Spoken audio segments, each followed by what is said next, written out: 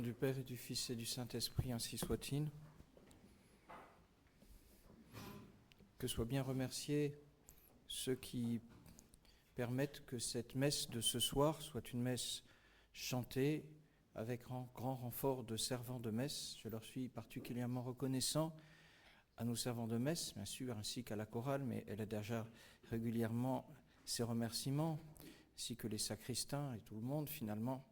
Et je leur suis reconnaissant car de plus en plus nous pouvons avoir des messes chantées avec encensement pour des féries de si grande solennité que celle du mercredi des cendres, y compris les festivités, les octaves, nous sommes gâtés et ceci rallonge la messe, ceci rallonge l'office et c'est très bien. C'est très bien que ce mercredi des cendres au soir, nous rentrions chez nous plus tard. Nous rentrerons, vous rentrerez chez vous plus tard. Vous êtes préparé un repas frugal, peut-être pas de repas du tout. Vous passerez une soirée austère. La soirée aura été parfumée par l'encens, illuminée par l'Église et dans la lumière de la prière, à l'orée de ce carême, que c'est doux de donner des soirées au Seigneur. Il y a dans les différentes histoires du Moyen-Âge des fables, des contes qui, pour n'être pas historiques et pour être connus de tous, n'en demeurent pas moins de belles histoires pour nos âmes. Il en est ainsi de ce récit qu'on raconte, bien sûr, fantastique, mais si parlant, d'un officier dans la maturité de l'âge, qui avait beaucoup voyagé, beaucoup combattu, beaucoup parcouru de pays, et qui, fort du prestige de l'uniforme, libéré de la surveillance nécessaire de la famille et du village quand on reste chez soi, vieux problème de la carrière militaire, avait péché partout, toujours, beaucoup. Mais la grâce l'avait touché et un jour il avait résolu de confesser ses péchés, s'en était allé dans un monastère trouver un vieux moine, homme de Dieu, laminé par les macérations, raboté par la prière, rempli de l'amour de son Seigneur, auquel il voulait confier son âme pour se confesser. Et le prêtre, le vieux moine, reçut sa confession. Dans ce monastère de Bretagne, tout ça se passe toujours en Bretagne. Il reçut sa confession et il ne lui donna pas l'absolution. Terrible pour ce moine, pour ce soldat, ce vieil officier qui avait tant de choses sur la conscience. Les hommes qui ont beaucoup fait le mal, quel que soit le mal qu'ils ont fait, ont toujours le sentiment de porter un fardeau incroyable sur leurs épaules, dont seule la grâce de l'absolution les délivre. Comment ? Vous ne voulez pas me donner l'absolution, mais je suis prêt à accomplir n'importe quelle pénitence. Je ne peux pas vous donner l'absolution. Et il lui dit, mais que dois-je faire pour recevoir l'absolution ? J'ai fait un long chemin et je crains, si je ne la reçois, de retomber dans ces fautes qui ont blessé mon Dieu, abîmé mon cœur, entamé mes épaules. Et le moine lui confia un petit tonneau vide et lui dit de remplir ce tonneau. Et lorsqu'il aurait ce tonneau rempli, alors il pourrait se présenter devant lui pour en recevoir l'absolution.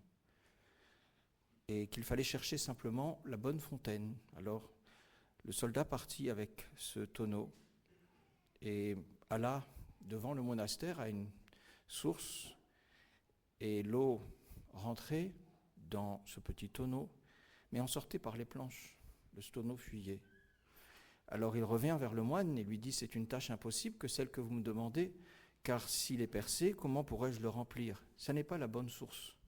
Il y a une bonne source à laquelle si vous remplissez ce tonneau, il ne sera pas percé, l'eau n'en coulera pas. Et où elle est cette source ? À vous de chercher. C'est là votre pénitence.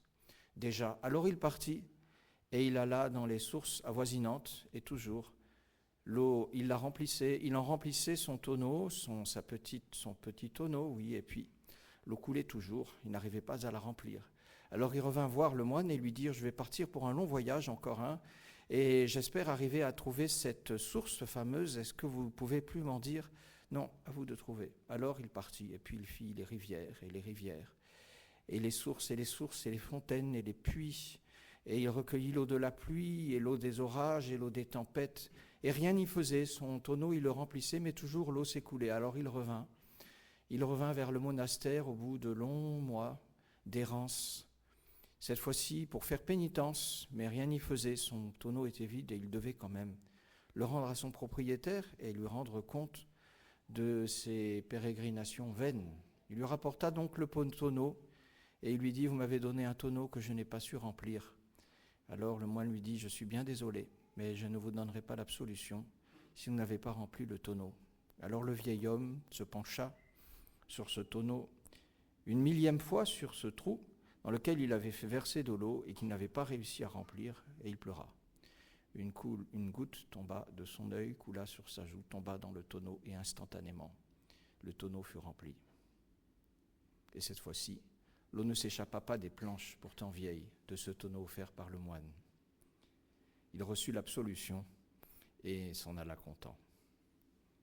Eh bien, chers frères, comme elle est belle cette histoire. Et cet officier, c'est nous. C'est nous, cet officier. C'est nous. Telle que soit la purification que le Seigneur attend de nos âmes, et elle varie d'une âme à l'autre, d'un homme à l'autre, d'un fidèle chrétien à l'un à l'autre, et certains ont le sentiment d'avoir sur leurs épaules des montagnes entières, et d'autres ont le sentiment de n'avoir que des choses légères, et les uns et les autres, parfois, s'abusent eux-mêmes dans un sens ou dans l'autre, et l'important c'est le poids réel, en tout cas tous. Nous avons quelque chose à demander au Seigneur, et il nous faut reprendre le chemin de cet officier et faire couler dans le tonneau qui nous est offert par la Sainte Église et qui s'appelle le carême, faire couler l'eau de nos yeux. C'est une histoire qui n'est pas entre un moine et un officier, qui n'est même pas entre le prêtre et vous, mais qui est entre le prêtre et Dieu. Ce carême, mes bien chers frères, il y a entre le prêtre, entre Dieu et vous. Ce carême est entre Dieu et vous. J'en veux pour témoin la liturgie elle-même, puisqu'elle n'en prend pas les paroles d'une fable ancienne de Bretagne. Elle emploie les paroles même de Dieu, et elle le fait s'adresser à chacun d'entre vous. C'est dans le début de l'épître. Yahvé s'adresse à son peuple, et mes bien chers frères, ne nous illusionnons pas. C'est à chacun de nous qu'il prononce ces paroles. Et qu'est-ce que nous dit le Seigneur ?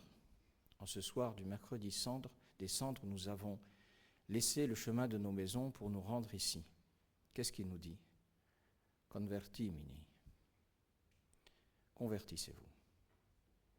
Et c'est à chacun qu'il nous le dit. Convertis-toi.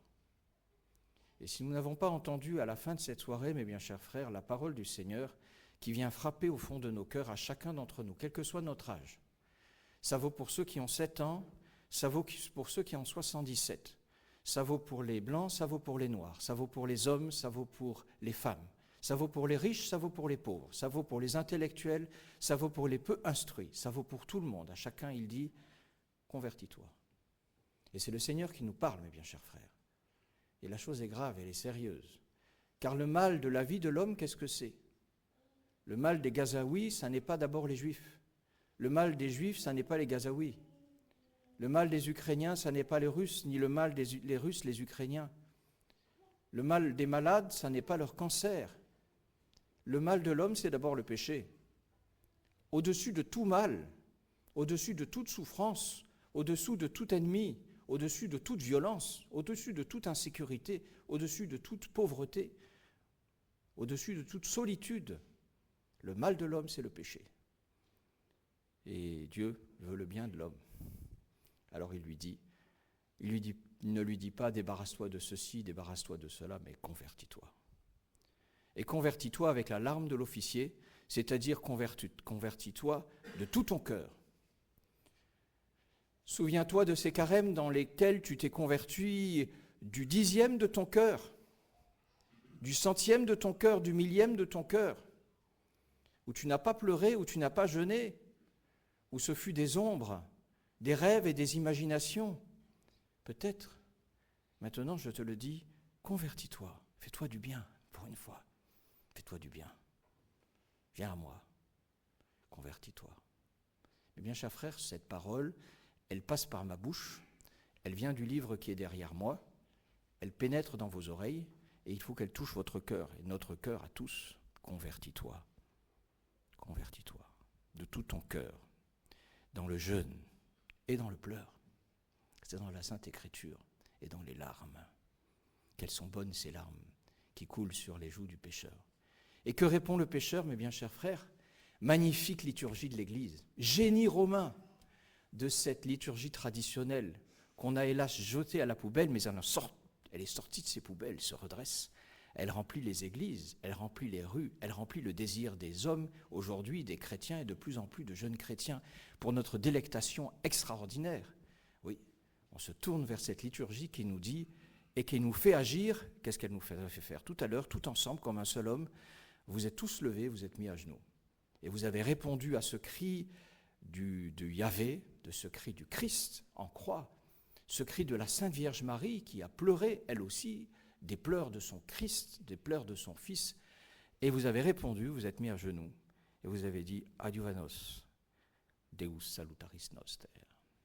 Aidez-nous. Et vous êtes mis à genoux. L'Église vous a demandé de vous mettre à genoux pour demander ça. Comme si elle disait, oui, j'ai compris. J'ai compris votre cri qui est venu jusqu'à mon cœur, alors je me mets à genoux, adiuvanos. Et je dis, Seigneur, vous voulez que je me convertisse?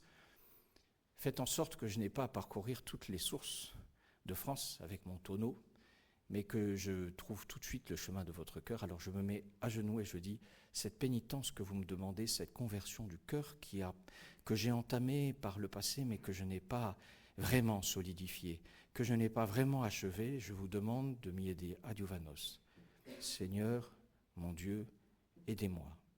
Et pour la gloire de votre nom, pour l'honneur de l'Église, libérez-moi, affranchissez-moi, propter nomen tuum a peccatis meis, de mon péché.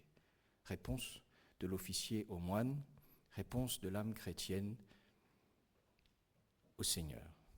Il lui dit « Convertis-toi », elle lui dit « Aidez-moi ». Il lui dit « De tout ton cœur », elle lui dit « De tous mes péchés ». Et parce que le Seigneur est 1000 fois miséricordieux, parce que le Seigneur est bon, parce que le Seigneur se laisse toucher par la compassion envers ces âmes dont il sait mieux qu'elles que le péché est leur mal, leur vrai mal, alors il nous écoute. Et si nous le lui demandons du fond du cœur, alors ce carême peut-être sera le meilleur de celui de nos vies, le meilleur de ceux de nos vies. C'est entre nos mains, pas entre les mains de Dieu, car ses grâces sont toujours là.